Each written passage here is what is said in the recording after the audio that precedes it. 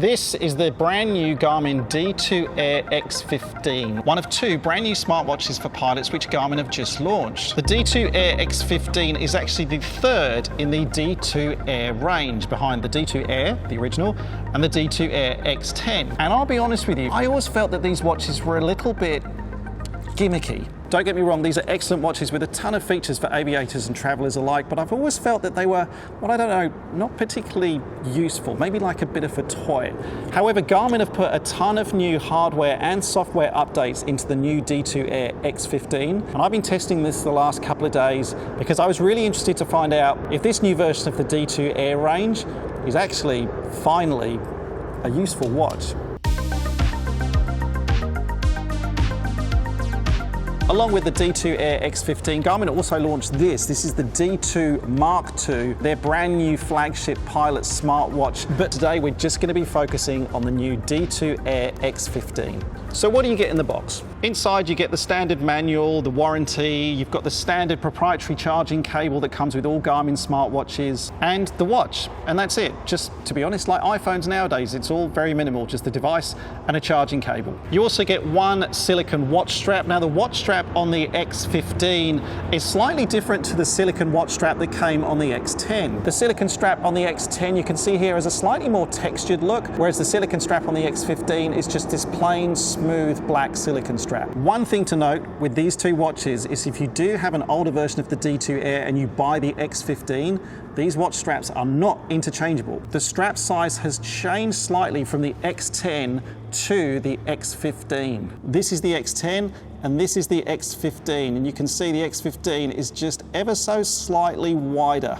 The X15 also has two bezel options around the outside. You can get all black, which this one is, or you can get the silver version. Admittedly, this is the X10, but the X15 silver version doesn't look too dissimilar to this. The setup of the X15 is just like any other Garmin watch. You basically scan the QR code, follow the prompts in Garmin Connect. Like the newer versions of the Garmin smartwatches that are being released at the moment now, you can also do things like change the text size, which you couldn't do before on the X10. Very good for pilots whose eyesight might not be as good as it used to be. It does make navigating a watch so much easier compared to some of the older versions, where, to be honest, I think sometimes the text size is designed for the 20 and 30-year-old pilots and not us 40 or even 50-year-old pilots. It has a touchscreen, obviously. It's a 1.4-inch screen. It's got the AMOLED display, Gorilla Glass 3. Very, very solid, this thing. I've had the X10 for about a year and a half now. I've worn it quite a lot. I normally run with this watch, actually, because I really like it. It's nice and light. And I haven't managed to scratch it once. The surface is still pristine, even though I've used this a lot. So it's good to know the X15 follows that. Oh, I've turned it off for some reason. In terms of the differences between the X10 and the new X15 version, well, you can track your exercise. There's a helicopter taken off. You can track your exercise on both watches. It's got a lot of flight tracking and navigation features on both watches. These watches don't have any mapping functionality, but you can still do some pretty in-depth navigation using these watches. It also still has all the standard aviation features, things like your altimeter. It's got a barometer, compass on there, pulse oximeter. And the thing I should say about the pulse oximeter on here, if you look at the heart rate and pulse ox sensor on the back of the X15 compared to the X10, whatever hardware improvements or hardware and software improvements they've made to the X15, I've been testing this a lot the last couple of weeks, and like the D2 Mark II, this does not miss. Every time I've tried to take a pulse ox reading, I've got a pulse ox reading. On the D2 Air X10, it worked most of the time, but most of the time sometimes isn't good enough when you are sitting in the cockpit and you want to get an accurate pulse oximeter reading first time. This one does it. In fact, let me show you. So here on the original X10, just note as well, just see the speed of scrolling through here. I'll show you on the X15 in a second. Let's go pulse ox. And then here on the X15, see how much smoother that is? And I'll go into pulse ox. You can see the X10 at the top there, that didn't actually manage to take a reading, but the X15, once again, first time, gives me an accurate pulse oximeter reading. I think that in itself is one of the biggest plus points of this new watch compared to the previous versions. The other big improvement and change to the X15 compared to the X10 then is the actual design of the interface itself. Now, as I showed you, the scrolling and everything moves a lot faster. There's some hardware improvements obviously inside there. But things like the weather display on this have been completely redesigned as well. So I've got this set to Essendon. You can see it as well, everything is blue on this watch. So this watch will change color depending on the weather conditions. Now it's a beautiful blue sky day at the moment. So everything's showing up as VFR, everything is showing up as blue. If I hold down Essendon, the first screen that you have is the METAR, it's the TAF. Each of those I can just tap on, get a more detailed look. I can tap on the METAR as well and I can get a full description. But then I can also swipe up and down on here and I can see a daily forecast for the location. I can swipe again. I can see then an hourly forecast for the location as well. And then if I swipe one more time, I basically get a weather snapshot of the current conditions. This is so user-friendly. It's so easy in a touch and a couple of swipes to see what the weather's doing now, what it's going to do in the next couple of hours, what it's going to do in the next few days, but also all the aviation meteorological forecasts in whatever format you want.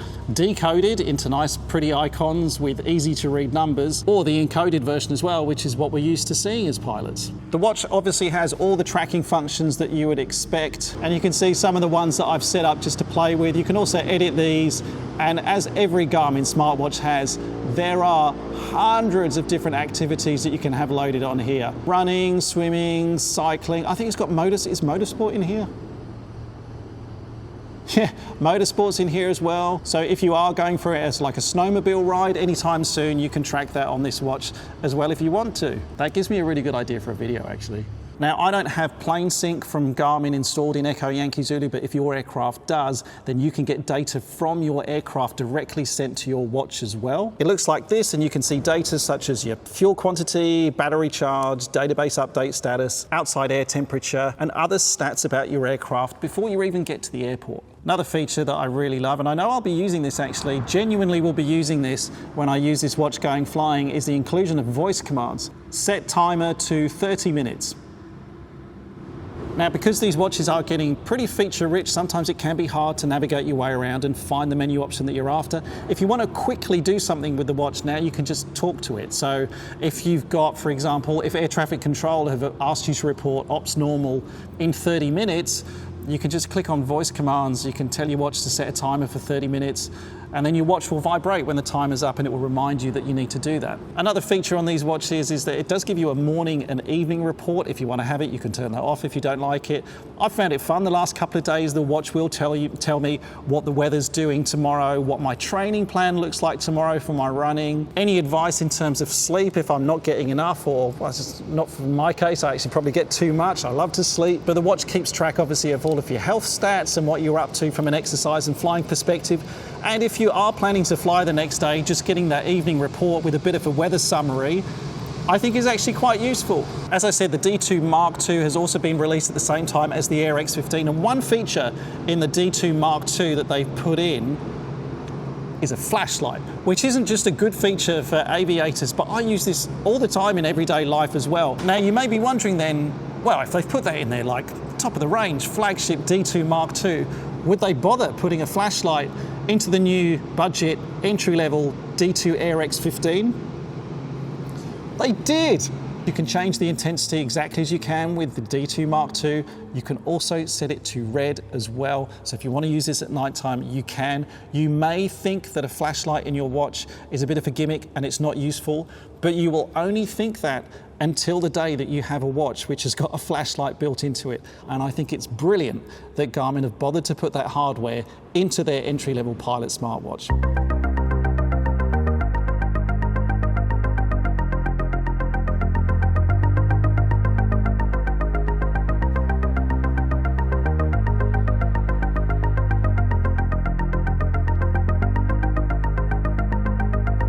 I haven't got the Australian prices for the new watch, but just looking at the Garmin US website, the D2 Air X10, the previous version, that costs you $549 US.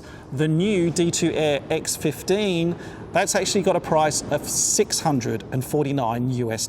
So there is a bit of a price jump between the X10 and the X15, but I guess you are getting the hardware improvements, the pulse oximeter improvements, the flashlight that's in there, all the additional software improvements, the new interface itself. There is a lot more to this watch than the previous version, but you should know it is a bit of a price step up. So who is it for, and is this a watch that you should buy? And do I actually think it's useful now compared to the previous versions? Well, I've said this before about tech on the channel, and I'll never change my line on this. If you are learning to fly and you've got $649 and you can either spend that on a piece of technology that goes on your wrist, or you can spend that on flight training and fuel, don't buy the watch and spend it on flight training and fuel. You don't need this watch in early stages of your career. If then maybe you're an existing pilot, you have got a bit of money to spend, you are looking for a bit of technology, and you're looking for a watch which will cover all of your exercise and your flying requirements, then I think this is a really good option. After using this watch the last couple of days, I've also been thinking that this isn't just a good option for pilots, but if you're a traveler, if you're going overseas and you want a watch which is highly functional with excellent battery life, but also, and not being funny, like it doesn't look too flashy. It's not like, say you've got the D2 Mark 1, this is the original one with the titanium bracelet on. This is a great watch because you can wear it out to dinner and still look smart. But that's a big bit of metal on your wrist. If you want something that maybe looks a little bit more subtle whilst you're out traveling, but still gives you high functionality, then I think for travelers as well, the D2 Air X15 is actually a really interesting option. I think that over time, the Garmin D2 Air X15 is going to become their most underrated watch in their entire range. And I say that because this does so much. It's super lightweight. I ran the Melbourne Marathon recently wearing the D2 Air X10 because I knew it had great battery life. It would do all the tracking that I wanted, but you can hardly feel it when it's on your wrist. And on top of all of that, this still is a lot more affordable than many of the other watches in the Garmin Aviation range right now. So yes, the Garmin D2 Air, finally useful, actually more than useful. It's a very good watch. If you can get your hands on one of these watches, I think for the next couple of years, you won't have any problems with this.